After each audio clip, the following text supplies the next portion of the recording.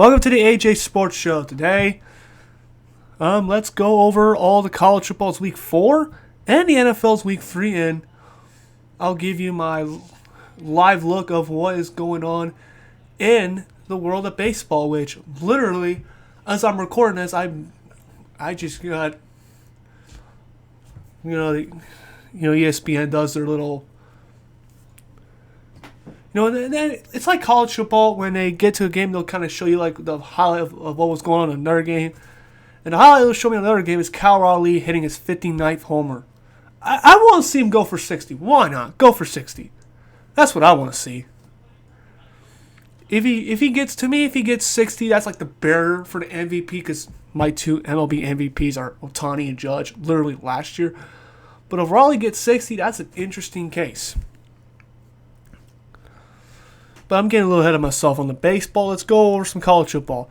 The game I really want to go to first is Tulsa and Oklahoma State. Oklahoma State loses 19-12. It was an ugly game. Oklahoma State's offense is dead. And the coaching tenure that ended up being dead was the coaching tenure of Mike Gundy, as Mike Gundy a couple days later after that loss got fired. It was one of these things where there was a time where Mike Gundy was a really, really good head coach. But that time has passed. He was coaching for, it was his 21st season as head coach. He's been around since 2005 after taking over for Les Miles. Yes, Les Miles did coach OK State before. And Mike Gundy had some really good seasons. He had a great 2011 season where they were an Iowa State loss away from potentially playing for a national title, potentially winning it. He has a couple Fiesta Bowl victories. Usually a regular, I won't say like complete Big 12 contender, but they're always around. They were usually winning 9-10 games almost every single year. They were a very respectable program and had some really good teams. But it's just the college football world, how it runs. It's just passing him by. And there are times he just looks like he's checked out. I think really when Oklahoma went to the SEC is kind of really when Mike Gundy really started to check himself out. I don't think that is the reason, but it's the same time as Texas and Oklahoma joined the ACC. And really once that happened, you can just, the counting down of Mike Gundy's days were ending. He was a really good coach. He's easily the most successful head coach in Oklahoma State history, but this was a firing that it just had to happen. He had to go. And he's going to be pretty much a legacy act every time he goes there, which is a good thing. Iowa beats Rutgers 38-28. First time that Iowa's had an offense in years, although it's only going to resort to one game. All right, let's go to the teams I'm a fan of. Oklahoma and Auburn. Oh, this was a garbage game, wasn't it? Oklahoma did win, but it was ugly. The offense looked terrible for much of the game. The running game couldn't do anything. But Oklahoma basically won this game because one very fluky touchdown and Jackson Arnold getting sacked 10 times. No, I don't know how you can get sacked 10 times. That is ridiculous. That is absolutely ridiculous. Jackson Arnold looked garbage. The running game, besides like one play, was terrible. This was such a garbage game that Oklahoma was fortunate enough to win. So they get a bye week, but even then, Oklahoma is officially screwed. Why? John Mateer's hurt. He has to have surgery on like his throwing hand with a thumb injury. So he's going to be out for at least 2 games at minimum. So Oklahoma has this bye week. They're taking on Kent State after that. And then they play Texas after that. So in 3 weeks, they're going to take on Texas. And I was about to say, we're going to crush Texas. Like, we're going to beat Texas' soul. We have a superior offense. The Texas team just doesn't look like in its peak form. And now with John Mateer gone for that game, well, it's going to be the flip-flop. Texas is going to destroy Oklahoma. We're going to lose to South Carolina. Ladies and gentlemen, Oklahoma's going to go 7-5. There you go. 7-5. 9-3 went to 7-11 just by one injury. So what Oklahoma has to do is basically find a way, because after that Texas game, they have to play South Carolina and Ole Miss. So those are like 3 games. What Oklahoma's going to have to do is scratch and claw to win 2 out of those 3. I don't know how it's going to get done, but they're going to have to find a way. Because, well, you're going to need John Mateer at least for the Tennessee game, then the Alabama game, then the Missouri game, then the LSU game. The schedule is brutal, especially on the back end of the schedule. And if John Mateer isn't at his best in each of those games, it's not going to look good for Oklahoma. They're going to go 7-5 again. And we'll probably have to really think about, can Brent Venables take it where Oklahoma needs to go? And we'll have to find out. I'm not going to discuss much of this. Purdue got spanked around by Notre Dame. It was not a contest. Yes, Purdue scored some points. They scored 30 of them. Notre Dame scored 56, and most of it was on the ground. Notre Dame averaged almost 6 yards per rushing. That's all I need to know. I'm not going to go in for further detail because 5.9 yards per carry explains it for you right then and there. They got whipped in the line of scrimmage. That's all I need to know. LSU destroys Southeast Louisiana. Miami beats Florida. Florida's defense actually held its own for a while, but the offense that Florida has is non-existent. DJ Lagway is garbage. Everything about that offense is garbage. Billy Napier is a garbage head coach. I don't know. Florida has got to fire Sunbelt Billy after this season. He's just not a power forward level head coach. He's just not. And heck, he's so in over his head, he might lost his luster of even being a good group of 5 head coach. That's just a disaster. So, Florida, you're done. Florida might only win 2 or 3 games this year. They're god-awful. Oregon destroys Oregon State. Florida State destroys Kent State. Texas won big. Here's a team that won big. Indiana. God. They beat the soul out of Illinois 63-10. I don't think anybody saw this coming. Illinois is a good team, but Indiana just destroyed them. Indiana sacked Altmaier 7 times. Fernando Mendoza was throwing more touchdown passes than incompletions. IU also averaged 6.4 yards per carry. They just beat the soul out of Illinois. It was not a contest. It was bad. In Indiana, they might be a playoff contender again. Which, last year I felt happy for Indiana. Not this year. This year I am that cynical loser. Like every time Indiana wins a big game, I'm going to be that cynical loser. That's just how I'm wired. I'm a Purdue football sympathizer, even though I'm a Sooner fan of college football. There's that. Ole Miss destroys Tulane. Tennessee destroys UAB. Texas Tech blows out Utah 34-10. This was an ugly game until the fourth quarter where Texas Tech had a big fourth quarter and just ran away with the game. This was a garbage game. So many turnovers. I mean, it was just a sloppy game that Texas Tech was able to win.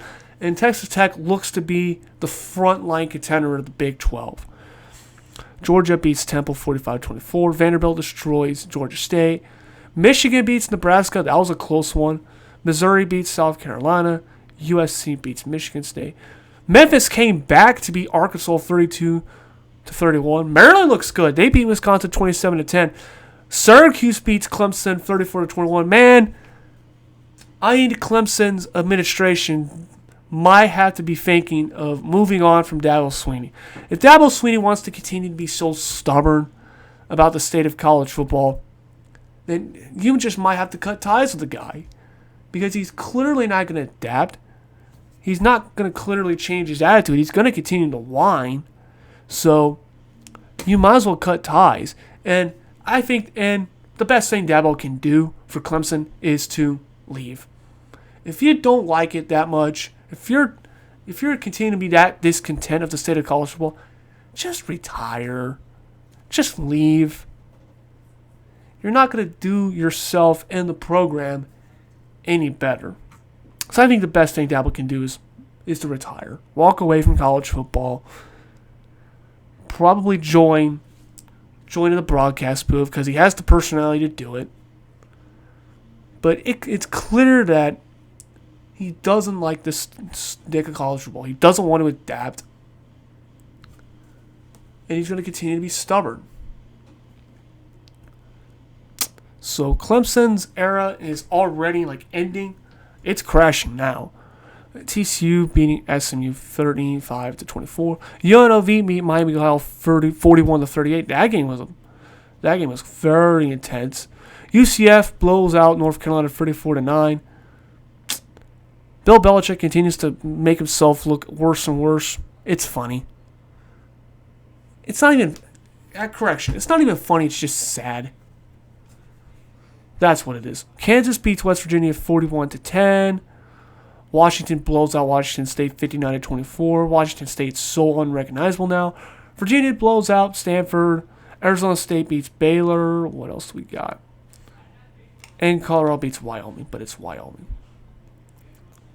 All right, let's get to the NFL's Week 3. All right, the first day-nighter was the Dolphins and Bills. This game did not become a massacre, but this was a game where the Bills were mostly in control. They were able to win it late, and they won 31-21. Dolphins just look bad. They don't have a defense. Tua is losing his luster. And Mike McDaniel's also losing his luster. That guy is going to get fired. It's not even, I think he's getting fired. I'm certain he's going to get fired. And Chris Greer is going to stick around as GM because Stephen Ross apparently likes the guy so much for no reason. But I think Chris Greer should go to his GM. I think Chris Greer should have been fired the second that he fired Brian Flores over a power struggle. That's my opinion. Colts beat the Titans 41-20. Colts once again looked really good. Offense was clicking. Titans just continued to have nothing. Brian Callahan. Look, for every NFL team, never hire a coach whose last name is Callahan. Never do it. Because any of y'all remember Bill Callahan?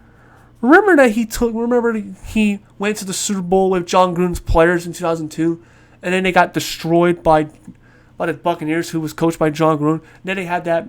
Then 2003, they were god awful, and then right then and there, Bill Callahan gets fired. Then his son Brian Callahan's now the Titans head coach, and he's arguably the worst head coach in Titans franchise history. He literally offers nothing special. He is absolutely nothing. His play calls are nothing. His decisions are nothing. The Titans literally could not even make their own minds of what we're going to do on fourth down late in the first half. Colts took a timeout, which is plenty of time to figure out what you're doing. Then the Titans call a timeout. Apparently they didn't know what they were going to do. And then in the last second, they try to send their field goal unit in. Gets flagged for delay of game. Now it's a 60. So it went from a 57-yarder to a 62-yarder. And the kick wasn't even close. That is criminal malpractice. And that's 100% on coaching. Brian Callahan just doesn't know what he's doing. He is the NFL's Billy Napier. A terrible hire who should have never been hired in the first place. And every single fan on earth realizes quickly, oh crap, this is a terrible hire. Get rid of this guy. And the sooner the Titans get rid of Brian Callahan, the better. Why is Brian Callahan even... His last name is Callahan. Do y'all know? It's the Hackett's all over again. We should have known. At least Paul Hackett was a decent offensive coordinator in the 49ers back in the 80s. But Bill Callahan was a terrible head coach, both in the NFL and in college. God. Yeah, Titans, you're all a clown show. Now, the Browns stuns the Packers 13-10. The Packers offense just did not get it going. They were a little bit over conservative. Jordan Love throws that terrible interception. And then the Packers would kick the field goal, gets blocked. Browns drove down the field and kicked the game-winning field goal their own. That was kind of a stunning loss. Vikings destroyed the Bengals 48-10. The Bengals are dead. This team, the Bengals, they're dead. They're going to be bad. And I thought this team was going to have a bounce-back season. Well, Joe Burrow's injury shattered all of that. Steelers win an ugly game. What is new? This is literally what the Steelers have done over the last 5 years. Win ugly game after ugly game. 21-14 over New England. Rams and Eagles. Rams were up 26-7 at one point. And then the Eagles kind of came back. And then the Rams, their last 2 drives ended in blocked field goals. The last one, it got took in for a touchdown. Oh, that was so funny. Jordan Davis, the big boy Jordan Davis, blocks the field goal and returns it for 6. So that was a pretty funny win. And the Eagles are 3-0. The Rams, that was a tough loss. 2 blocked field goals in one game. That usually does not happen. Buccaneers and Jets, this was somehow a shootout. The Bucs at one point were up 23-6. But in the fourth quarter, the Jets came back. And then the Jets had their own blocked field goal for a touchdown. So they're up by 1. But Tampa Bay did have their game-winning drive and won it on a field goal by Chase McLaughlin. So the Buccaneers are 3-0. I don't know how long they're going to be able to continue to play well. That Buccaneers team is so injured to hell. It's not even funny.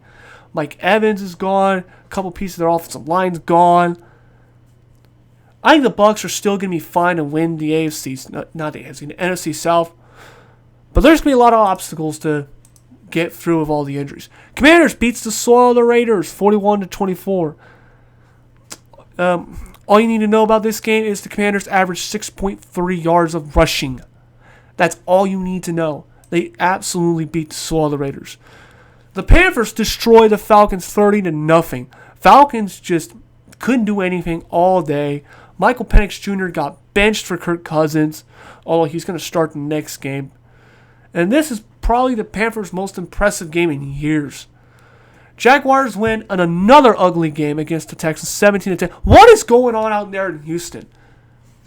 The Texans right now are 0-3. I thought this Texans team was going to have a bounce-back season. That does not look like it's happening. That offense, it was pretty pedestrian last year, has gotten even worse. Something is up. Because I don't know how the Texans offense can look that bad. But it is looking bad. Chargers, Broncos, this was a pretty good game. The Chargers ended up winning 23-20. Chargers look good. Chargers look really good. Seahawks beat the soul out of the Saints 44-13. The Saints are gonna have a lot of these games where they're just gonna be outmatched. Saints are gonna continue to be outmatched until they fire Mickey Loomis as their GM. He had one great draft, and he's been coasting that ever since. Bears destroyed the Cowboys 31-14. This was embarrassing. The Dallas Cowboys are a joke. They were already a joke, but they're becoming a bigger joke by the hour. The Chicago Bears have not done anything this season. Their first 2 games, they look terrible. Then they play against the Cowboys, and they beat the soul out of the Cowboys. Caleb Williams played the best game of his entire career. And on top of this, for Dallas, CeeDee Lamb could be out for at least 2 games of an ankle sprain. So have fun dealing with George Pickens. Go ask Steelers fans how did that turn out. Steelers fans last season could not stand George Pickens. Enjoy, Cowboys fans. Oh, by the way, they're playing the Packers this week. They're going to get beat down. 49ers beat the Cardinals 16-15, even though the Niners are still absolutely battered with injuries again. Sunday Nighter, the Chiefs beat the Giants 22-9. The Giants look terrible again. And they continue to humiliate themselves because they're about to start Jackson Dart. They're going to get this man killed. Giants they only have one legit wide receiver. Yes, Cam Scatterboo looked pretty good, but What else do you have? You got no line. You only got one good offensive lineman. That's Andrew Thompson. Jackson Dart is going to get killed. You're ruining this guy. He should not be playing at all this season. Yeah, here's a quarterback that they're going to absolutely ruin. Good job, Giants. Giants need to fire literally everyone. Brian Daboll's lost his luster. The GM, turns out that he is a dud. Their picks have not been too great. Yes, Thibodeau has been good. Yes, Neighbors is good. That Evan Neal pick has set them back years. Yes, I know it's a hindsight thing. Everybody liked it when the Giants drafted Evan Neal. That looks to be a dud. Monday nighter, the Lions beat the Ravens 38-30. Even though the score was kind of close, the Lions were in control much of this game. Jahmyr Gibbs and David Montgomery ran amok on that Ravens defense. And what is going on with that Ravens defense? They're not good right now. And I thought the defense last year, the Ravens, was underwhelming, but they made their moments. This year's not the case. That defense is bad right now. Now, hopefully it's just they're just playing against great teams, and when they get to the season, that defense can find their identity. That defense needs to find their identity fast. Because Lamar Jackson is still playing great. He's played as great as last year. And it's not mattering because that defense is giving up points. And Derrick Henry, 40 straight fumbles in 3 games. King Henry's crown, I think somebody's going to have to take the crown from the king because not looking good for Derrick Henry. All right. I'll talk about a little bit of the baseball race. Remember the time when the Tigers had a 15.5 game division lead? They're down by a game now. The Tigers have skidded and the Guardians have shut through the roof. The Guardians are one of the hottest teams in baseball. And boy, Tigers might miss the playoffs entirely because right now the two other wildcard spots are the Yankees and the Red Sox. I think the Yankees might be leading that division now. Yeah, God, the Blue Jays. They should have had this division locked up by now. But they continue to skid, and that's that. As for the NL, right now the Mets have a half game lead of that final wildcard spot. 2 other contenders. Diamondbacks, who are a half game back, and the Reds, who are 1 game back. So that final wildcard spot is still pretty much being determined by 3 teams. The Mariners have the AL West division locked up at this point. The AL Central is somehow a struggle bus between the Tigers and Guardians. Tigers should have won this division by now, but they haven't. AL East is between the Yankees and the Blue Jays. Brewers and Phillies have already clinched their divisions. And the Dodgers looks like they're going to have their divisions clinched not too long from now. All right, let's do a quick preview of some of the games. Friday's college football games, Florida State, Virginia, TCU, and Arizona State. Other matchups, Georgia Tech and Wake Forest, USC, Illinois, Ohio State and Washington, LSU and Ole Miss, that's a big game. Auburn and Texas A&M, that's kind of a big game. IU versus Iowa. I think IU's going to win that one. Tennessee and Mississippi State. The 2 biggest games this week, Oregon and Penn State, Alabama, Georgia. Those are your 2 biggest games this week. Oklahoma has a bye week, so I don't have to worry about OU, at least for now. All right. NFL's week 4. The first thing nighter will be Seahawks and Cardinals. That's going to be a big game for both teams. And your matchups now. Colts, Rams, Vikings, Steelers, Commanders, Falcons, Saints, Bills, Browns, Lions, Panthers, Patriots, Chargers, Giants, Eagles and Buccaneers. I think Eagles win that one. Titans and Texas. So one of those teams is going to get their first win. Jags, 49ers, Ravens, Chiefs, Bears, Raiders. Your Sunday nighter is going to be the Packers and the Cowboys. God, I hope the Packers destroy the Cowboys. And a Monday night doubleheader, Jets and Dolphins. So one of those teams is going to have their first win, and the Bengals and Broncos. I think the Broncos are going to win. The Bengals are pretty much dead at this point. So, that'll be it for this episode. And thanks for watching. See y'all next week.